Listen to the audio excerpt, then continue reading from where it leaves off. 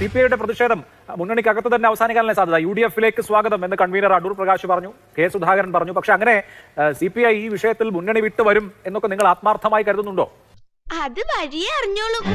അല്ല, CPI മുന്നണി വിട്ട് വരും എന്ന് കരുതുന്നുണ്ടോ എന്ന് വെച്ചാൽ വെളിയം ഭാർഗവനോ അല്ലെങ്കിൽ ശ്രീ CK ചന്ദ്രപ്പനോ ഒക്കെ ആയിരുന്നെങ്കിൽ ഒരു പക്ഷേ അത്തരത്തിലുള്ള ചോദ്യത്തിൽ കുറെ കൂടി പ്രസക്തി ഉണ്ടായിരുന്നു. പിന്നെ വിഷയത്തിന് അത്തരത്തിലുള്ളൊരു ബലമുണ്ടോ എന്നുള്ള കാര്യത്തിൽ സംശയമുണ്ട്. എനിക്ക് സത്യം പറഞ്ഞാൽ അരുൺകുമാറിനോടൊപ്പമുള്ള CPM-ന്റെ ഇത്തരത്തിലുള്ള ഡിബേറ്റേഴ്സിനോട് ഡിബേറ്റർ എന്ന രീതിയിൽ വലിയ അസൂയുണ്ട്. കാരണം നാട്ടിൽ നിലനിൽക്കുന്ന യാഥാർത്ഥ്യങ്ങളുമായി ബന്ധമില്ലാതെ അതിന് ഘടകവിരുദ്ധമായി ഇത്രയും കോൺഫിഡൻസോട് പറയാൻ പറ്റുന്നത് ഒരു ഡിബേറ്ററെ സംബന്ധിച്ചോളം എനിക്ക് അസൂയ ആയിട്ടുള്ള കാര്യമാണ്. കാരണം എന്നെ സംബന്ധിച്ചോളം ഞാൻ വിശ്വസിക്കാത്തൊരു കാര്യത്തെക്കുറിച്ച് പറയുന്നത് ഞാൻ പ്രശ്നമാണ്, ഞാൻ ചിലപ്പോൾ ആ ചർച്ച ഒഴിവാക്കുക തന്നെ. പക്ഷെ അരുൺകുമാറിനൊക്കെ പറ്റുന്നുണ്ട്. എന്തോ കുത്തി പറയുന്ന പോലെ എനിക്ക് ഫീൽ ചെയ്യുന്നുണ്ട് കേട്ടോ.